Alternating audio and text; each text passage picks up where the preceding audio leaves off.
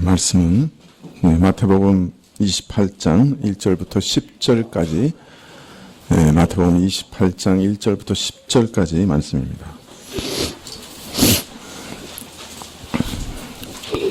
마태복음 28장 1절부터 10절까지 찾으신 줄 알고 봉독해 드리겠습니다.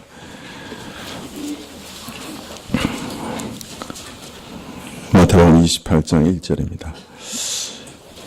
안식일이 다하여가고 안식 후 첫날이 되려는 미명에 막달라 마리아와 다른 마리아가 무덤을 보려고 왔더니 큰 지진이 나며 주의 천사가 하늘로서 내려와 돌을 굴려내고 그 위에 앉았는데 그 형상이 번개 같고 그 옷은 눈같이 희거매 수지가 든 자들이 저를 무서워하여 떨며 죽은 사람과 같이 되었더라. 천사가 여자들에게 일러 가로되 너희는 무서워 말라. 십자가에 못 박히신 예수를 너희가 찾는 줄을 내가 아노라. 그가 여기 계시지 않고 그의 말씀하신 대로 살아나셨느니라. 와서 그의 누우셨던 것을 보라.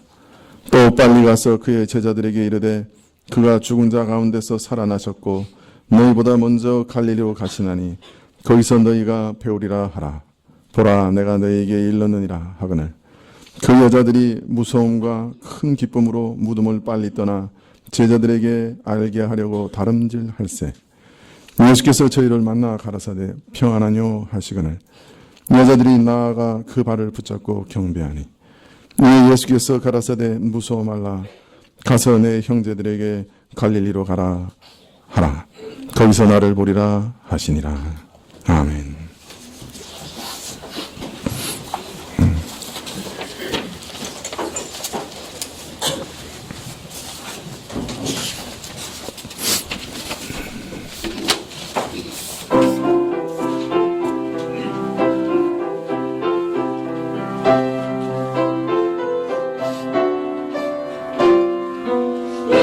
예수님이 살아나셨다. 할렐루야.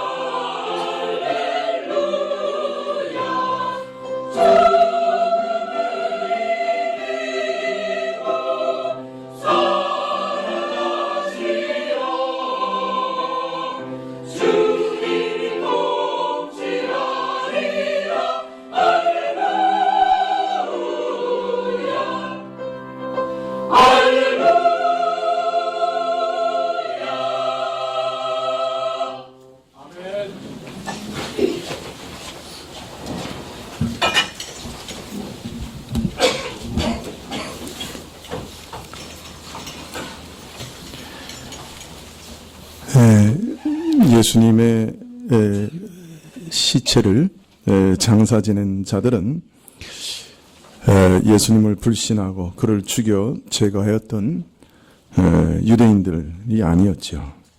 또 내가 죽기까지 주를 따르리라 호언하였던 베드로를 위시한 제자들도 아니었습니다. 어떤 면에서는 가장 믿음을 추스르기 어려운 그때 저들이 기대하고 의지하던 주님께서 죽음에 넘겨지신 그때 오히려 믿음과 담대함으로 나와서 총독 빌라도에게 시체를 내어달라고 요청하였던 사람들은, 그리고 사랑으로 준비한 세마포와 향품으로 그 시신을 처리했던 자들은 베드로처럼 열정적인 믿음을 가진 사람들이 아니라 유대인을 두려워하여 자신의 믿음을 숨겨왔던 비겁한 사람 아리마대 요셉이었으며, 중생에 대해서 어찌 이스라엘의 선생이면서도 알지 못하느냐며 그 영적 무지에 대하여 책망받았던 니고데모였습니다. 참으로 연약한 믿음의 소유자들이 바로 예수님의 마지막을 섬기게 되었던 것이죠. 이러한 사실은 하나님께서 우리 연약한 자들을 일으키셔서 강하게 하시고 담대하게 하시는 은혜에 대하여 잘 보여주고 있습니다. 우리는 이러한 하나님의 은혜가 있음을 믿고 연약한 가운데서도 하나님께로 나아가야 할 것입니다. 요셉과 니고데모는 유대인의 관습을 따라 향품과 함께 세마포로 시신을 싸서 예수님께서 처형당하신 곳에 있는 동산에 아리마대 요셉이 자기를 위해 준비한 새 무덤에 장사되었습니다.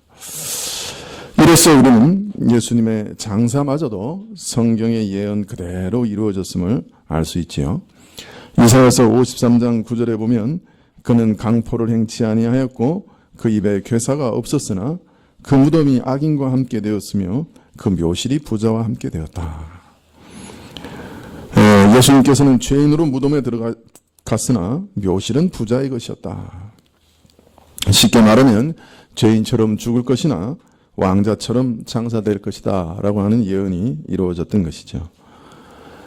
참 죄인으로 거짓 정죄되어 강도들과 함께 십자가에 못 박혀 죽으셔서 죄인처럼 죽으셨고, 그러나 아리마대 요셉이라고 하는 부자의 묘실에 장사되어 참 왕자처럼 장사되었던 것입니다. 자, 그런데 예수님께서 이처럼 온전히 죽으셔서 장사되었다 하는 것은 매우 특별한 뜻을 가지는 것입니다. 우선 예수님께서 완전한 육적 죽음을 당하셨다 하는 것을 의미하는 것이죠. 군병들은 안식일이 되기 전에 시체를 치워달라고 하는 부탁을 받고 십자가 양편에 있는 강도들의 다리를 부러뜨렸습니다. 아마 그것은 강도들이 아직 숨이 끊어지지 않았기 때문에 다리를 부러뜨린 것 같아요. 그런 다음에 예수님께 와서는 다리를 부러뜨리지 않았는데 그것은 예수님이 이미 죽으셨기 때문에 다리를 부러뜨릴 필요가 없었지요. 그러나 그들은 매우 철두철미해서 창으로 옆구리를, 즉 심장 부위를 찔렀습니다. 그래서 피와 물이 섞여서 터져 나왔죠. 그래서 군병들은 예수님께서 완전히 죽은 것을 창을 찔러 넣어서 확인한 다음에 다리를 부러뜨리지 않고 시체를 내렸습니다. 근데 아마 이 말씀도, 이 일도 성경에서는 분명히 예언되어 있었던 것이죠. 저 의인의 뼈가 부러지지 않겠다, 그렇게 약속하고 계시기 때문에 그러한 약속까지 남김없이 온전히 이루어졌던 것입니다. 예수님께서는 이처럼 확실하게 철저하게 육적인 죽음을 당하셨습니다. 그리고 이러한 군병들의 행위와 또 그의 안치, 그리고 이러한 모든 것들은 그의 육적 죽음을 확인하는 증거가 되는 것이죠. 그는 그냥 잠깐 기절했다가 다시 깨어나신 게 아니었어요. 완전히 죽음이 확인되고 또 향품이 처리되고 완전히 시신이 처리되어서 무덤 속에 들어가 계셨던 거예요. 네, 그리고 3일 동안 계셨던 것입니다.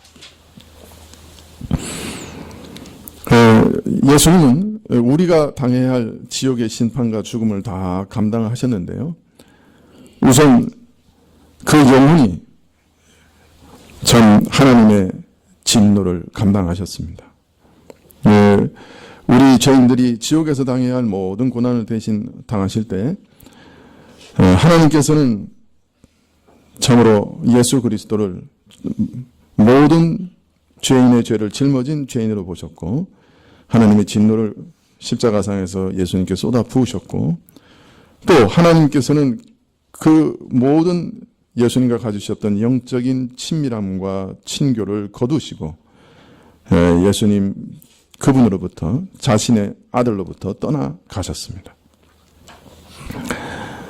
그는 영혼 가운데 하나님의 진노를 이처럼 감당하셨습니다. 그는 철저하게 영적 죽음을 맛보셨습니다. 그리고 그는 이제 그 육신도 죽으셨습니다. 육체적인 죽음도 진실로 경험하셨습니다. 그래서 그 시신이 무덤에 묻히게 되었습니다. 예수님의 영혼은 죽으시는 순간 낙원으로 가셨지만 그 몸은 무덤에 묻혀 죽음의 상태에 있었던 것입니다. 그런데 성경은 이처럼 예수님의 영혼이 분리되고 죽어 무덤에 묻히신 이 일도 죽음의 고난이라고 말하고 있습니다. 사도행전 2장 23절에 보면 그가 하나님의 정하신 뜻과 미리 아신 대로 내어준 바 되었거늘 너희가 법 없는 자들의 손을 빌어 못 박아 죽였으나 하나님께서 사망의 고통을 풀어 살리셨으니 이는 그가 사망에 매여 있을 수 없었습니다. 예수님께서 이처럼 우리 죄인이 받아야 할 모든 고통을 참으로 남김없이 받으셨다.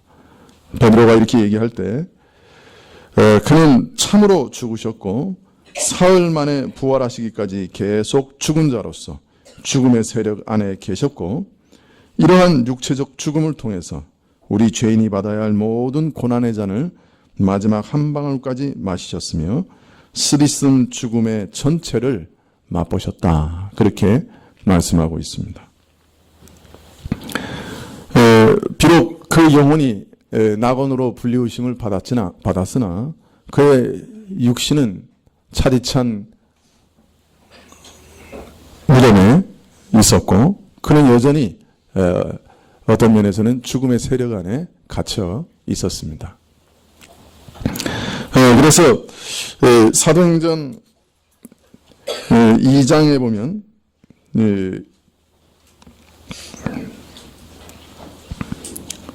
31절에 미리 보는 거로 그리스도의 부활하심을 말하되 저가 음부의 버림이 되지 않고 육신이 썩임을 당하지 아니하리라 하더니 그렇게 말하고 있습니다.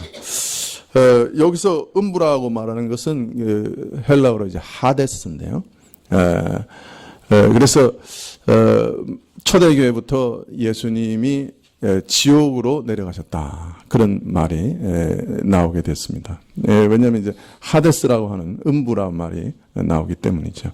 그러나 종교개혁자들은 예수님께서 지옥에 내려가셨다 하는 그 고백에 대해서 예수님께서 불신자들이 가는 그 지옥에 내려가셨다는 뜻으로 여기지 않고 그가 죽음의 상태에 계셨다 하는 것을 그렇게 표현하는 것이라고 믿었습니다.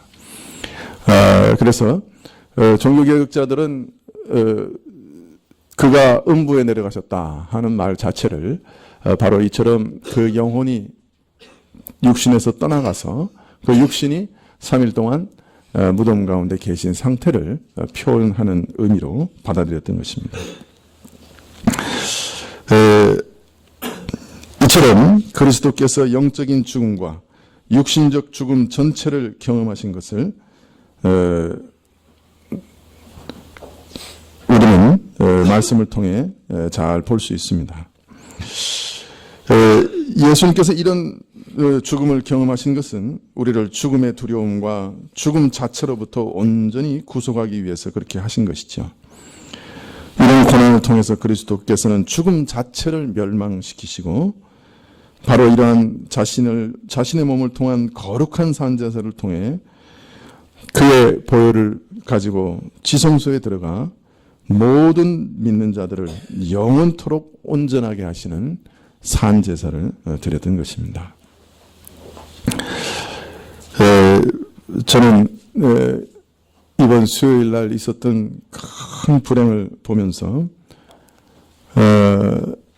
참 예수님께서 왜 십자가를 지셨는가 하는 일을 더 깊이 이해하게 됐습니다. 사람의 죽음과 그 우리 인생이 걸머지고 있는 고난이라고 하는 것이 얼마나 비참한지, 얼마나 참 큰 슬픔인지, 얼마나 큰 고통인지 참 더 실감을 할 수 있게 되었습니다. 예수님께서는 우리 인간이 가지신 이런 죽음의 고난과 슬픔, 고통을 우리보다 더 잘 아셨기 때문에 바로 스스로 자원해서 이런 죽음 가운데 자신을 내어놓으셨다고 할 수 있을 것입니다. 아마 예수님만큼 인생의 비참함과 슬픔과 고난과 죽음의 두려움을 아신 분은 없으셨던 것 같습니다. 그렇기 때문에 하나님의 아들이시면서도 그 고난 받는 자들을 구원하시고 위로하시고 부활케 하시기 위해 스스로 자신을 내어 놓으셨던 거죠. 우리는 왜 예수님께서 십자가에 그렇게 영육간의 고난을 당하셔야만 했는가? 참 그렇게 질문할 때가 참 많이 있지요. 그러나 성경 이사야서에 보면 53장에 분명 우리의 슬픔을 당하셨다. 우리의 고난을 당하셨다. 그렇게 분명 말씀하고 있습니다. 우리도 참 그 큰 슬픔과 고난 가운데서 영원히 멸망하지 않도록 하기 위해 대신 자신이 그 고난의 길을 가신 것으로 성경은 기록하고 있습니다.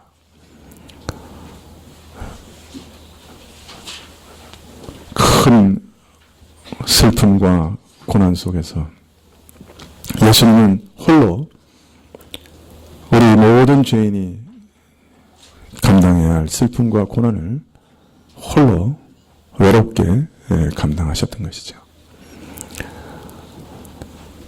영육간에 남김없이 모든 고난과 죽음을 담당하심으로 우리 믿는 자들을 영원토록 온전하게 하셨던 것입니다. 오늘 본문은 그 죽으심에 이어 예수님의 부활의 사건을 기록하고 있습니다.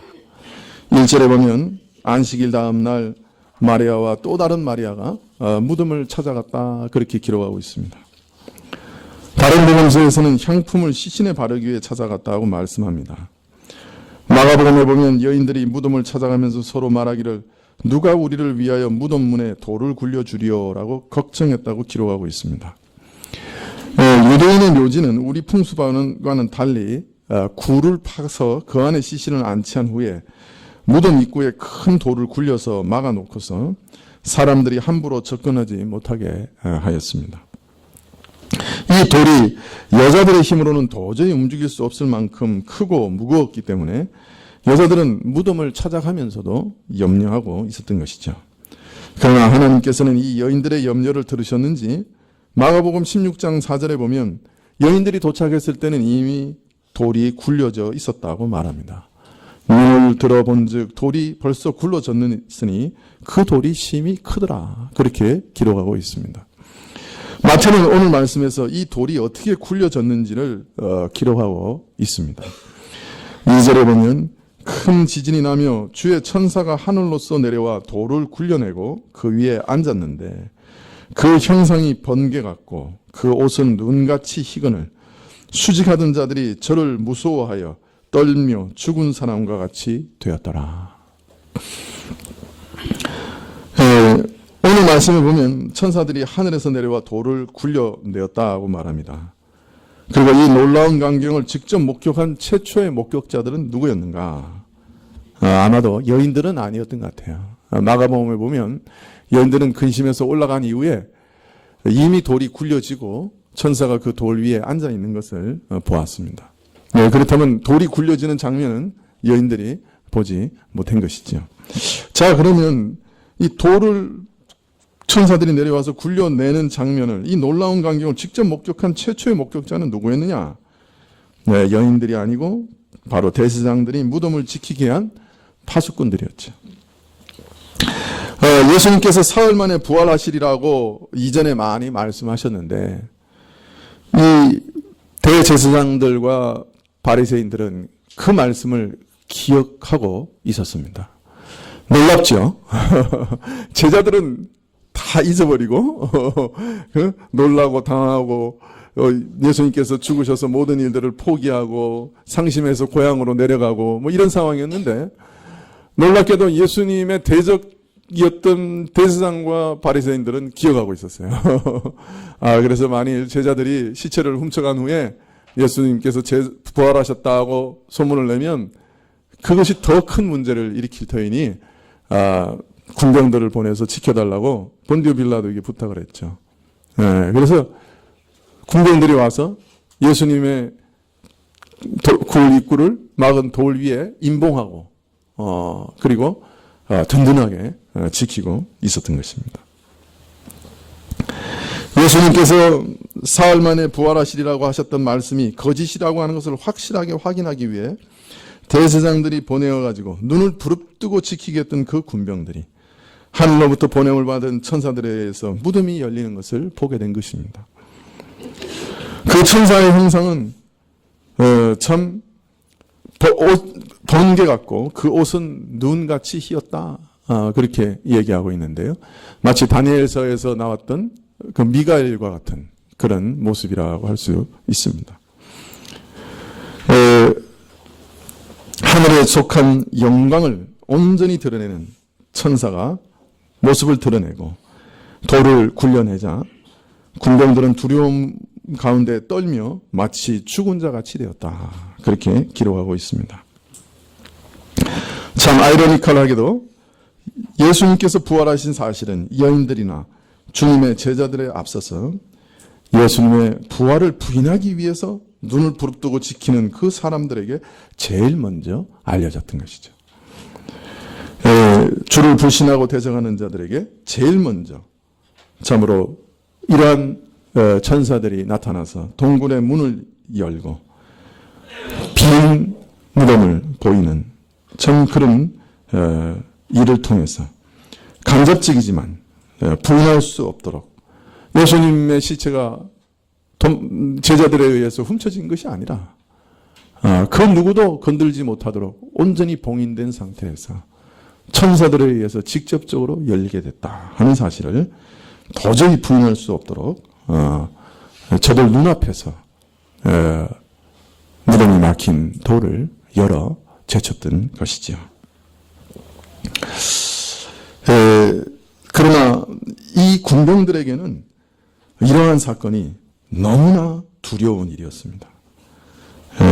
전 부활을 믿지 않고 예수님께서 부활하는 것을 전혀 기대하지 않고 오히려 참 예수님께서 부활하지 않았다고 하는 것을 증거하기 위해서 그 자리에 있었던 이 군병들에게 있어서 이런 천사의 강림은 너무너무나 두려운 사건이어서 마치 그 영혼이 그 사람 자신이 생명이 끊어진 것 같은 두려움 속에서 죽은 것 같이 있었다.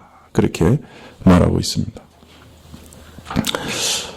여러분, 마지막 날 그리스도께서 그 영광과 권세로 다시 오신다고 이제 약속하고 있습니다. 성경의 모든 약속은 이제 다 이루어졌습니다. 예수님의 죽으심에 관계된 모든 약속들이 세세히 다 이루어졌습니다. 이제 남은 마지막 한 약속을 우리가 이제 기대하고 있는데요. 그날 예수님의 부활을 믿지 못하고 비웃었던 많은 사람들이 아마 이 군병들과 같은 두려움 속에서 죽은 자 같이 될 것입니다. 부활이 어디 있어? 무슨 우스개 같은 소리해. 사람이 죽으면 그만이지. 사람이 숨 넘어가서 다 썩었는데 무슨 부활이 있어. 이렇게 말하는 사람들이 막상 예수님께서 공중에서 재림하시는 것을 볼 때 계시록에 예언된 대로 산들아 바위들아 나를 덮어 가려주라. 영광 가운데 심판주로 오시는 그분을 도저히 직면하여 설 수 없어서 그때 가서야 깨닫고 가슴을 치며 통곡할 것이지만 그때는 너무 때가 늦을 것이다. 그렇게 말씀하신 것을 봅니다. 이 군병들이 경험했던 그 극심한 공포와 두려움, 생명이 끊어질 것 같은 이런 두려움을 예수님의 재림의 날 모든 이 땅에 존재하는 사람들이 경험하게 될 것이라고 성경은 예언하고 있는 것이죠. 자, 군병들에겐 그러나 두렵기만 했던 예수님의 부활이 참 여전히 예수님을 사랑하고 있었던 사람들에게는 전혀 다른 의미를 가지게 되었습니다. 예수님을 찾아온 이 여인들에게 천사는 먼저 두려워 말라라고 말하고 있습니다. 하늘과 땅을 뒤흔들 만한 이 사건이 예수님을 찾는 너희에게는 두려워할 일이 아니라고 말씀하시는 것이죠. 특히 천사들이 말하는 이 두려워 말라라고 하는 이 표현은 구약 선지자들의 글에서 하나님께서 행하실 일을 구할 때 자주 쓰는 말입니다. 지금 이 일은 하나님의 큰 구원이요 은혜임을 암시하는 것이죠. 너희가 십자가에 못 박히셔서 죽으시고 장사된 자를 지금 죽은 자를 찾고 있느냐? 그는 말씀대로 살아나셨다. 그렇게 말씀하고 있습니다. 구약의 모든 예언대로 참으로 메시아가 다시 그 죽음 가운데 살아날 것을 확실하게 약속하셨던 그 구약의 약속대로 예수님께서는 지금 살아나셨다. 사망의 권세를 깨트리시고 새 생명의 영광 가운데로 나가셨다. 그렇게 천사는 외쳐 말했습니다. 너희는 예수를 죽은 자 가운데서 찾고 있느냐? 그러나 그는 구약의 말씀대로 그 예언대로 살아나셨다. 천사는 여인들에게 참으로 놀라운 선포를 하고 있습니다. 죽음과 썩어짐은 사실 우리 죄에 대한 심판이지요. 죄가 세상에 들어오지 않았다고 하면 이 죽음과 사망, 썩어짐은 우리에게 처음부터 오지 않았을 것입니다. 예수님께서 이 부활을 통해 사망의 권세를 깨트리셨다 하는 것은 이 죽음을 초래하게 했던 모든 사람들의 죄가 그리스도 안에서 처리되었다고 하는 것을 명명백백하게 보여주시는 가장 중요한 증거입니다. 죽음은 범죄자들에 대한 하나님의 심판입니다. 죄의 싹은 사망이라 그랬습니다. 그런데 그 사망이 깨트려졌다고 하는 것은 이 사망을 초래한 죄가 근본적으로 처리되었다고 하는 뜻입니다. 우리 양심을 깊이 괴롭히며 전 꿈속에까지도 추적해오는 그 죄책감과 그 죄로 인한 두려움, 또 그 죄로 인해서 앞으로 받을 죽음과 영원한 형벌에 대한 두려움, 이러한 것들을 예수님께서는 자신의 몸에 다 받으시고 그 죄를 처리하심으로 우리를 죽음과 죄의 공포에서 완전히 자유케 하셨던 것입니다. 이제는 그리스도 안에서 죄가 해결된 것을 믿기만 하면 그는 온전히 죄사함을 받았어요. 그의 죄의 책임이 마치 동에서 서가 먼 것처럼 멀어져서 완전히 깨끗하게 되었어요. 그는 이제 의로운 자가 되는 것입니다. 그래서 의인에게 약속한 영원한 생명을 얻어 누리게 되는 것이죠. 영생은 오직 의인에게만 약속된 것입니다. 죄인에게는 영원한 생명이 없습니다. 그러나 우리 인생 가운데는 단 한 사람의 의인도 없었지요. 하나님은 그 아들 그리스도의 죽음 가운데 죄인의 죄를 완전히 용서하시고 우리 같은 죄인을 의인으로 여겨주시겠다고 약속하고 계신 것입니다. 이런 일을 이루시기 위해서 예수께서는 죽으셨고 드디어 그 일을 이루신 것을 증거하기 위하여 부활하셨던 것입니다. 예수님의 부활은 십자가에서 범죄자로 죽으심으로 죄 자체를 처리하셨고 그래서 사망 권세를 깨뜨리시고 이제는 새 생명에 들어가셨다고 하는 것을 선언하시는 첫 번째 사건이요. 이 부활의 열매를 맺는 나무의 첫 열매입니다.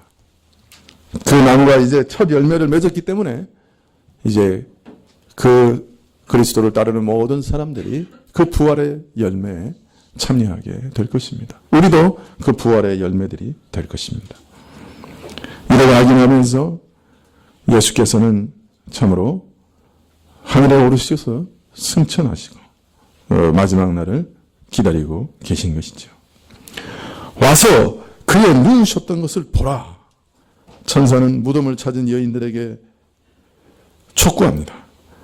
주께서 부활하셨고 이제는 무덤 안에 무덤이 비었으며 무덤 안에 수의 등 그의 모든 세마포가 남아있지만 예수님은 부활하셨다 하는 것을 목격하게 함으로 부활의 사실을 확인하게 하였던 것이죠.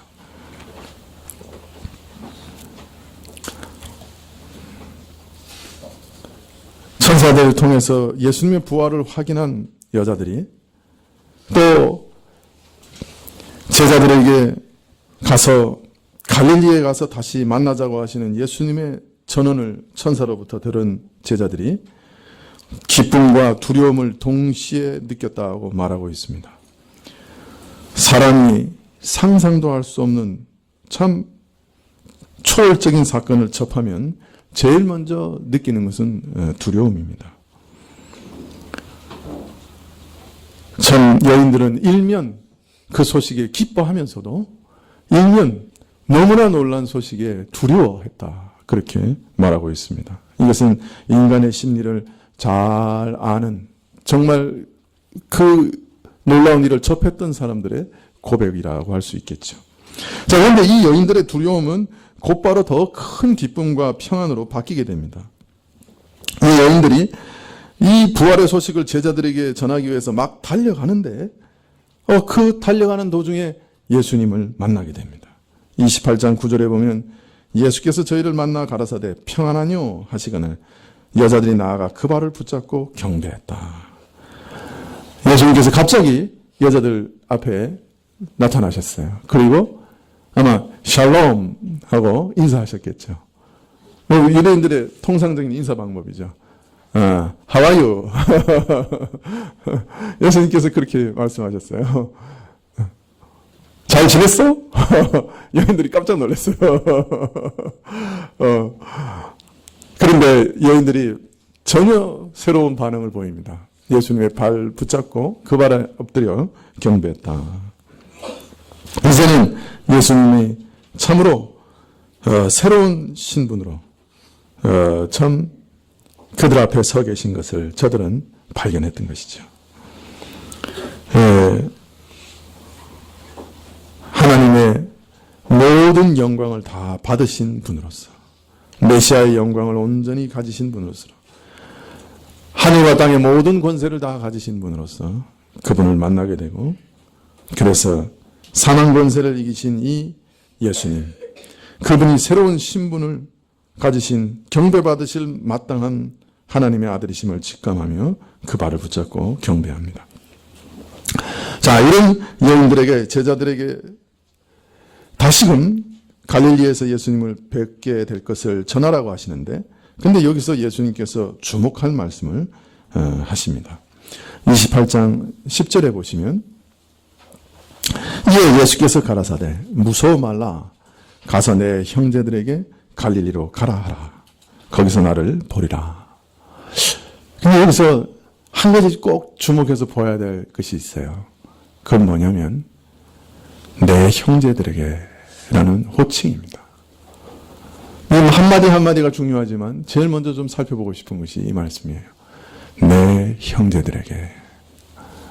예수님께서 이전에도 제자들을 참 친근하게 말씀하셨습니다. 그래서 어떤 경우에는 이런 말씀도 하셨어요. 내 친구 되는 너희들에게 내가 이렇게 꼭 말하니, 그런 말씀 하신 적도 있어요. 너희는 내 친구라. 제자들을 보고 친구라. 그렇게 얘기하시고, 내 사랑하는 자들이라. 이렇게도 얘기하시고. 그런데 제가 오늘 아침에도 면밀하게 다시 조사해 봤지만, 한 번도 그 이전에 형제들이라고, 자신의 제자들을 내 형제들이라고 말씀하신 적은 없습니다. 형제들이라는 말은 무슨 뜻이 들어있는 말입니까? 어떤 사람을 형제라고 부릅니까? 네? 네. 여러분 맨날 이제 우리 성도들 보면 형제 자매 이렇게 부르니까 그냥 의식 없이 형제님 자매님 이렇게 부르는데요. 그 형제님 이렇게 부르는 거 참 좋은 호칭이죠, 교회 안에서. 근데 형제라고 부른다고 하는 것은 뭐가 같다는 거예요? 아버지가 같다는 거예요. 아버지가 같다.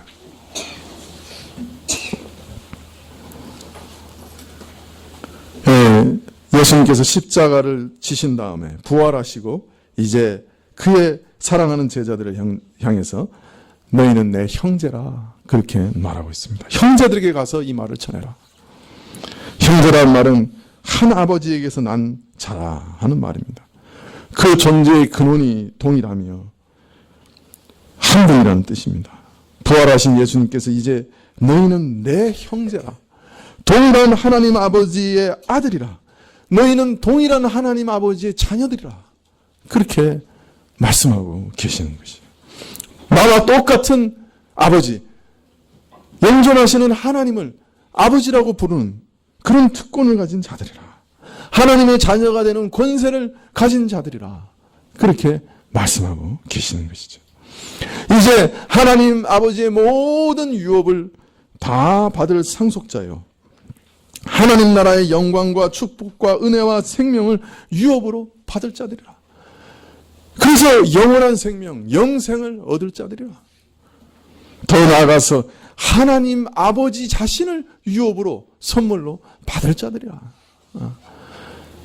참 아브라함에게 약속하셨던 최고의 약속이 뭡니까? 아브라함에게 먼저 하나님의 나라에 대해서 약속하셨죠. 그죠? 내가 너로 큰 민족, 내가 너로 큰 나라를 이루게 하겠다. 그러나 그것이 어떤 면에서 최고의 약속이 아니었어요. 그죠? 창세기 15장에 가면 하나님 뭐라 하십니까? 내가 바로 너의 지극히 큰 상급이다. 내가 바로 너의 상이다. 내가 나 자신을 선물로 너에게 줬다. 그렇게 말씀하시죠. 이 땅에서 역사 가운데 이루어지는 대단한 나라, 하나님의 나라, 하나님이 아니시면 만들 수 없는 영적인 나라를 약속하셨는데 그 약속의 핵심이 뭐냐? 어떤 면에서는 하나님 자신을 선물로 받는 백성이라는 뜻이에요.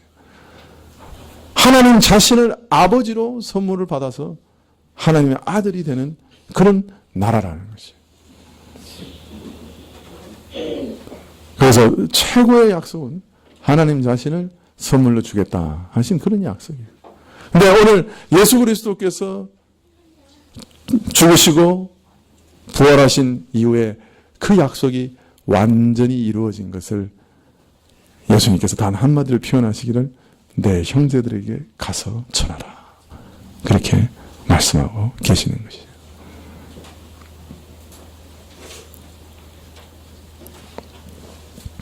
여러분, 이것이 예수님의 죽으심과 부활하심이 이루어 놓은 기적입니다. 놀라운 변화와 축복입니다. 그가 죽고 다시 사심으로 하나님의 진노와 저주의 추금 아래 있던 우리를 하나님의 사랑하시는 자녀로 변화시켜 놓으신 겁니다.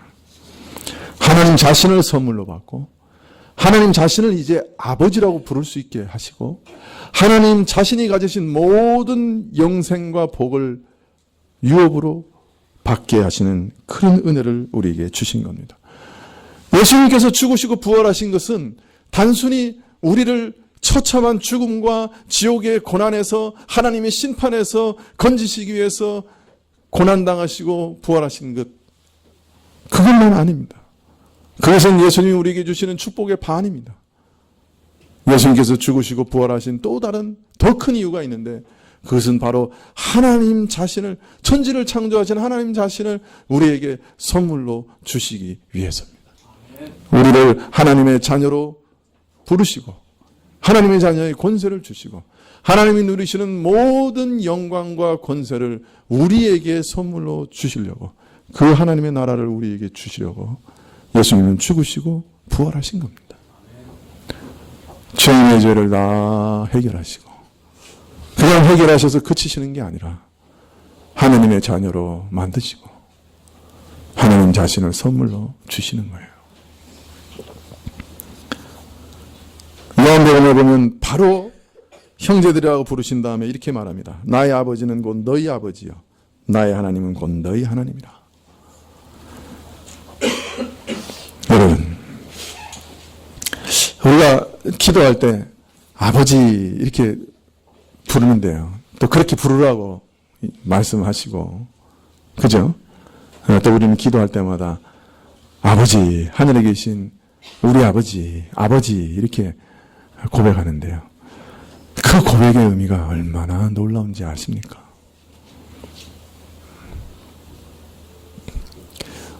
예수님께서는 바로 우리가 천지를 지으신 하나님을 나의 아버지라고 부를 수 있게 하시기 위해서 죽으신 거예요. 고난당하신 거예요. 여러분, 이 특권을 빼앗기지 않으시면 좋겠습니다. 여러분, 믿음으로 이 특권을 꼭 붙드시기를 소원합니다. 저는 오늘 눈물을 흘리면서 부활절을 맞이했습니다. 사랑하는 자들을 너무나 허무하고 너무 속절없이 잃어버려서 사실 지난 일주일 동안 정신을 잃어버릴 정도였습니다.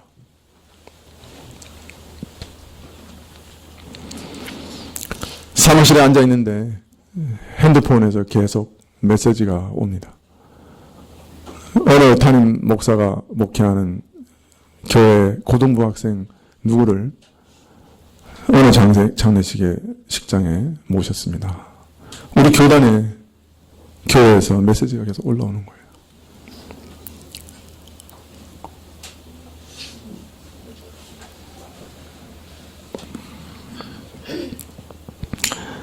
이 땅은 이처럼 가장 사랑하는 자들도 속절없이 잃어버리는 그런 곳입니다. 여러분, 그러니 이 땅의 것에 너무 매여 살지 마십시오. 어느 날 우리는 그런 거 다 놓고 갈 사람들이에요. 그러나 신자는 이 부활의 소망, 천지를 지으신 하나님을 내 아버지로 모시는 이 믿음은 잃어버려서는 안 됩니다. 그리고 우리가 이것을 잃어버리지 않는다고 하면 우리가 이 땅에서 그 어느 것을 잃어버려도 사실 잃어버린 것이 아닙니다. 우리가 이 믿음을 굳게 붙들면 사실 이 땅에서 아무것도 잃어버리지 않게 될 것입니다. 모든 슬픔을 이길 힘을 얻게 될 것입니다. 기도하시겠습니다.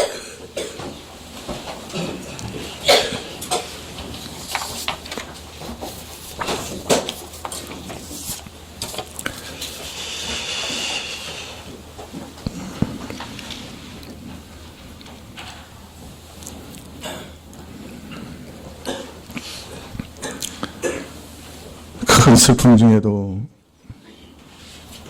미래의 길을 열어주신 하나님께 감사드립니다. 부활의 소망이 있다고 하면 참 저희 삶이 어떤 삶이 될지요. 다시 만날 부활의 소망이 없다고 하면 저희의 처지가 어떤 처지가 되겠습니까? 우리에게 죽음을 이기면 부활의 생명을 허락하시고 그것을 또한 이 땅에서 생생하게 누리게 하시다가 마지막 날 주를 만나 뵈며 완전한 부활의 생명에 들어가게 하실 것을 우리에게 약속하시고 그것을 소망으로 삼고 살아가게 하시니 감사합니다. 오늘도 우리가 기도할 때마다 천지를 지으신 하나님 아버지를 아바 아버지라 부르짖게 하시니 감사합니다. 이러한 부르짖음이 저희 안에 늘 있게 하여 주옵시고 마지막까지 아버지 하나님을 부르는 믿음 가지고 살아가다가 우리는 사랑하는 하늘의 아버지와 아들을 보게 하여 주시옵소서.